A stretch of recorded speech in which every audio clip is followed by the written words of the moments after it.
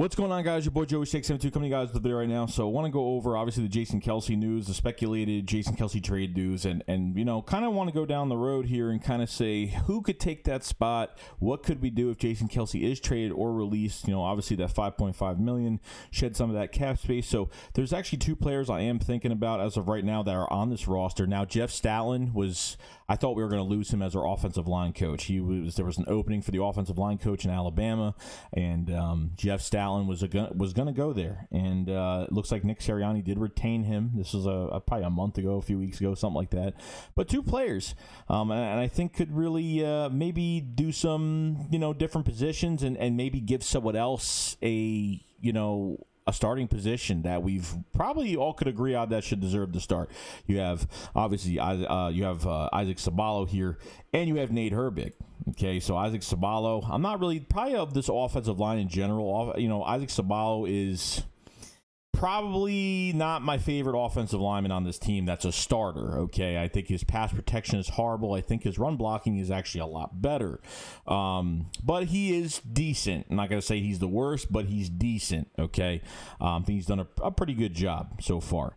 But when it comes down to Nate Herbig right here, Nate Herbig got his shot because of offensive line issues and played so well at guard, not just right guard, but left guard. He knows how to play both positions. And if you're an offensive lineman in this league that knows how to play more than one position on the offensive line, you have a lot of worth. The more you know, the more worth you have to an NFL team. And Nate Herbig right here could be our next guard of the future, as much as Jack Driscoll could be our next right tackle of the future, okay? This shows what coaching does and what Jeff Stoutland has done to this offensive line room. This is why our offensive line has been strong. Obviously, with the injuries, it's a different story. But when we get these players in the building and see what they could become, we've hit some good players. Okay, Nate Herbig. I mean, when I saw him against the Rams, one-on-one with Aaron Donald, he took care of him like it was nothing. I mean, like it was nothing. And very proud for what he's done so far this year. So, I mean, I think about the offensive line right now, and I kind of look at other players, too. I'm like, who are the other best prospects to kind of cross-trade? Could Andre Dillard get his shot at guard, maybe, while moving another player? And at the end of the day, guys, this is if Jason Kelce is traded, then this is what you have to figure out here. Andre Dillard is not starting at left tackle, so I figured maybe they'll cross-trade him. They've tried putting him on the right side, but obviously did not work too well. But maybe they'll try something else for him instead of being a left tackle. I mean, it happens. Lane Johnson played left tackle, and did he play perfect? No, but it is what it is. Matt Pryor, not a big fan at all. I think maybe his depth, I keep him here as depth, but other than that, Matt Pryor is kind of useless to me on the left side. I think he's better on the right side, but it's not really saying too much. Prince Tega Wanabo that we drafted last year, obviously, him and Jack Driscoll played together, but he is not on the team anymore. So if you guys are wondering where Prince Tega Wanabo is, another team picked him up. He will not be with us for the 2021 season. That was a player that I was really looking forward to going into 2021 for the offensive line and to kind of see where he is at skill-wise and kind of get him in the right position to maybe be the next tackle of this team and some competition maybe. But to switch him to guard would probably make no sense. Other than that, that's, Jack Driscoll is actually a guy that's played center, guard, and tackle. He's actually played three positions at Auburn.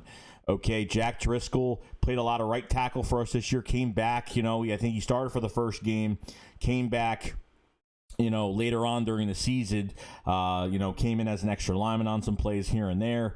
But Jack Driscoll is a tackle that's, like I said, has played guard, played center, but I don't think if that's going to be the case. There was a lot of news speculating around Jack Driscoll last offseason that they were putting him in camp. They were putting him at center here and there. They were just trying some bodies out. And I don't even know how it went, but there's a lot of different things the Eagles could do. And I'm just talking from what would the Eagles do in a situation like this within the team? Obviously, you can go in free agency, but it's going to cost too much. You can trade, but it's probably going to cost too much. You can go into the draft, which is another option. I know that last year we were going to go after Cesar Ruiz, I think, for Michigan, and obviously he is a starting, I think, a guard for the Saints now. So there are a lot of guys, and I think we pick up.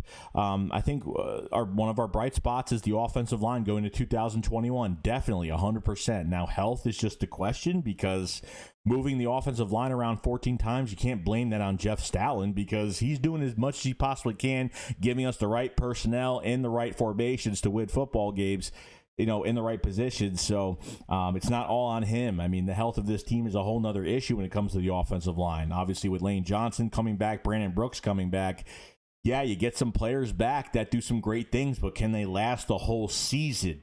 Okay, that is the question. This offensive line could take us really far, but the injuries have killed us on this offensive line. When you start dropping guys, then we can't run the ball. We can't do much of anything, and the chemistry's not there. You have too many guys moving around, too many weeks, and you don't have a constant setup for multiple weeks. It's constantly been changing every single week, and obviously if they don't bring Jason Peters back, that'd be for the better, and I think they're going to stay away from that. Finally, thank God. Retire. We love you, JP, but retire. It's about time.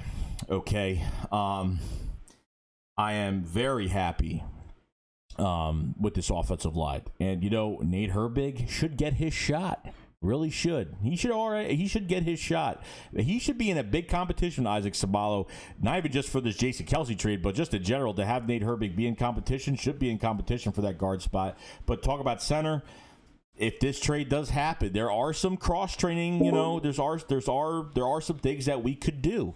So we'll see what happens, guys. Let me know what you guys think about this. If Jason Kelce gets if he retires or if he gets released or traded, what would you guys do? Obviously, would you pick in free agency? Would you trade? Would you draft? Or would you try to take one of our guys and maybe put him at center and cross trade some guys like we have been doing? I think cross training is the perfect thing. I think we have great depth on this offensive line. I think there's a lot of good moving pieces here.